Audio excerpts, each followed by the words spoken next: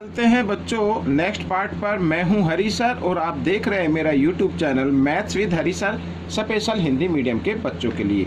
आइए क्या कहता है अगला भाग करना शुरू करते हैं। देखो इसके अंदर यदि ओडी ये परपेंडिकुलर का निशान होता है, यदि ओडी परपेंडिकुलर ए बी तथा कोण DOC बराबर 30 डिग्री है तो हमें फाइंड आउट जो करना है कोण BOA घटा कोण BOC का मान ज्ञात करना है। अब देखो यहाँ पर BOA, अब आप जानते हैं ये जो लाइन होती है ये 180 डिग्री पे होती है, इसमें से घटाना है BOC ये घटाना है। साथ ही यहाँ पर हम देख रहे हैं BOC में दो कोण लगते हैं, एक तो लगता है BOD और एक लगता है COD का तो मान दिया हुआ है, BOD का नहीं दिया हुआ है। अब ये यहाँ पर देखो क्या लिखा है, OD लंब है AB पर, लंब है तो इसका मतलब यहाँ पर 90 डिग्री का कोण हो गया।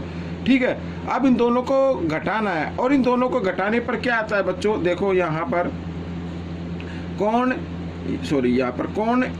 BOA घटा कोण BOC ये घटाना है तो आता है हमारा कोण निकलकर AOC, यानी आपको AOC का मान निकाल लेना है। अब AOC का मान कैसे निकलेगा, देखो क्या लिखा BOA तो 180 का हो गया ना, यहाँ पर 180 में से घटा देना BOC। अब BOC में देखो 90 डिग्री ये रहा, 90 डिग्री ये रहा, यानी BOD 90 डिग्री हो गया और COD कितना हो गया 30 डिग्री होगा। अगर दोनों को जमा कर दे तो BOC बन जाता है और जमा करने पर कितना आ गया 120 आ गया, तो 120 तो यहाँ पर एंगल AOC यानी कोण AOC का मान आ गया बच्चों 60 डिग्री। ठीक है, ये आपका उत्तर बन गया। अब मैं यहाँ पर लिख देता हूँ BOA तो है बच्चों 180 डिग्री का। ठीक है, ये क्या होगी, एक लाइन हो गई, एक रेखा है, एक रेखा हमेशा कितने डिग्री पे होती है 180 डिग्री पे होती है। तो और BOD ये भी है कोण BOD बराबर 90 डिग्री का है, हालांकि यहाँ पर मैंने लिख दिया है, तो इस तरीके से आप कर लेना। ठीक है, आइए करते हैं प्रश्न नंबर 22। प्रश्न नंबर 22 भी आसान है। दी गई आकृति में क्यू का मान ज्ञात करना है, क्यू का मान ज्ञात करना है। अब आप देख रहे हैं यहाँ पर ये POR क्या है, ये एक लाइन है और इसी लाइन पर दो एंगल बन गए, एक तो बन गया POQ और दूसरा एंगल बन रहा है QOR। ठीक है, दो एंगल बन गए। अब दोनों एंगल का जो योग होगा वो 180 डिग्री होगा, क्योंकि ये एक ही लाइन पर बने हैं, इन्हें बोलते हैं रेखीय युग्म। ठीक है, क्योंकि दो कोण हैं। तो यहाँ पर मैं लिख लेता हूँ कोण POQ, ये P है बच्चों, यहाँ पर POQ जमा कोण ROQ या QOR भी लिख सकते हैं इसको, QOR बराबर 180 डिग्री रेखीय युग्म। ठीक है, ये रेखीय युग्म हो गया, इसको मैंने लिख लिया। अब POQ ये है 3 Q का जमा QOR ये है 15 Q जमा 18 डिग्री। ठीक है, बराबर 180 डिग्री, इस तरीके से।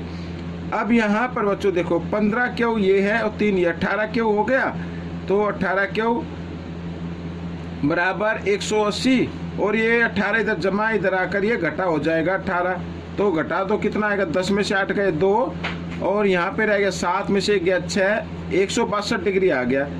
अब बच्चों क्यू का मान निकालना है तो 162 डिग्री और 18 इधर गुणा में है, इधर आकर ये भाग के रूप में आ जाएगा, तो 18 एकम 18, 18 निम्मा 162, तो क्यू का मान कितना आ गया 9 डिग्री आ गया बच्चों, ये आपका उत्तर बन गया।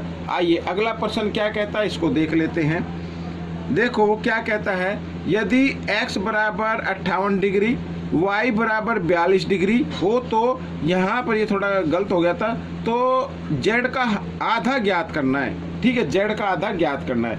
अब बच्चों आप देखो यहाँ पर POR ये 180 डिग्री पे लाइन बन रही है और इस पर 3 कोण बने इस लाइन पर, तो तीनों कोणों का योग क्या होगा, तीनों कोणों का योग होगा 180 डिग्री। संलग्न कोण कहते हैं या आप इसे रेखीय कोण भी कह सकते हैं। ठीक है, तो मैं सीधा लिखता हूँ x जमा y जमा z बराबर 180 डिग्री। ठीक है, अब सबसे पहले हमें z का मान निकालना है, तो x का तो दिया हुआ है 58 डिग्री, y का दिया हुआ है 42 डिग्री और z का निकाल लीजिए इस तरीके से।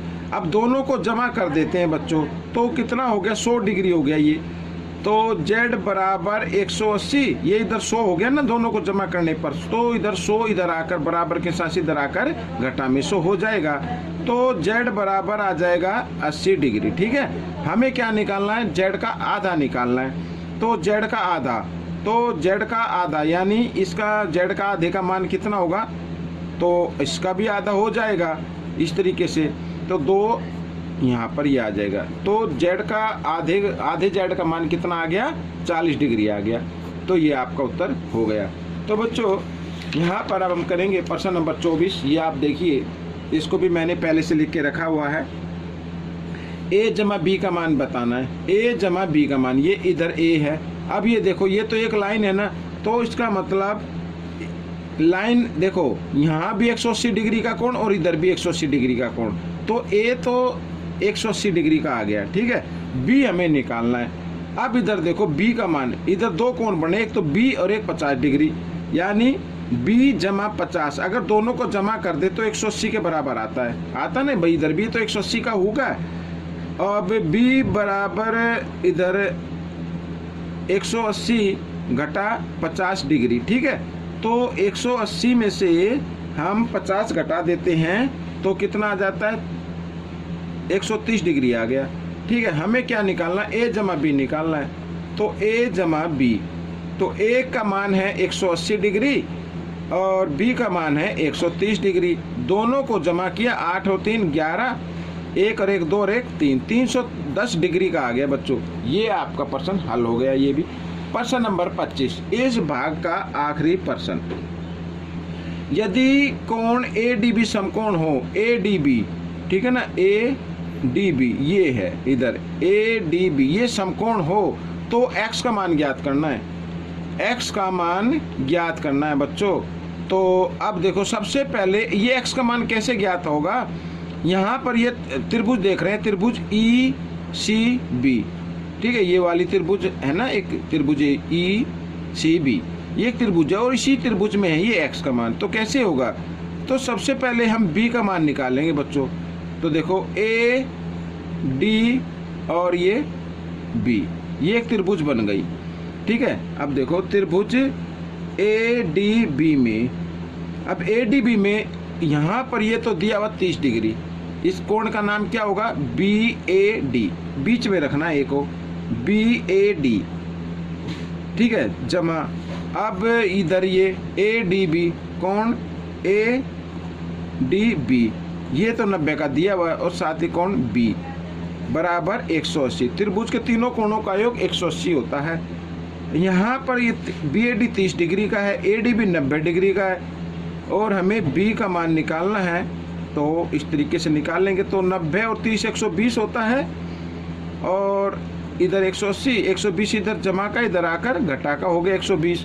ठीक है, तो कोण B का मान आ गया बच्चों 60 डिग्री। तो ये तो आ गया 60 डिग्री का। ठीक है, अब हमें x का मान निकाल सकते हैं आराम से। अब देखो यहाँ पर कैसे निकालना, त्रिभुज ECB में या BEC ले लो, त्रिभुज BEC में यहाँ पर CEA, ये एक क्या हो गया, बाह्य कोण हो गया और बाह्य कोण अपने अंतःभिमुख कोणों के योग के बराबर होता है।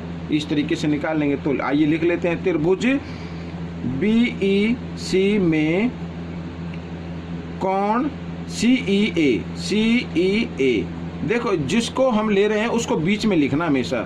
CEA एक बाह्य कोण है। ठीक है, बाह्य कोण है, ये बाह्य कोण हो गया। तो अब देखो यहाँ पर बाह्य कोण होगा और बाह्य कोण अपने अंतःभिमुख कोणों के योग के बराबर होता है, यानी CEA ये बराबर होगा, इसके अंतःभिमुख कोण आ रहा है, एक तो x डिग्री का आ रहा है और दूसरा आया है बच्चों यहाँ पर ये B। ठीक है, तो यहाँ पर मैं लिख देता हूँ, बाह्य कोण अपने अंतःभिमुख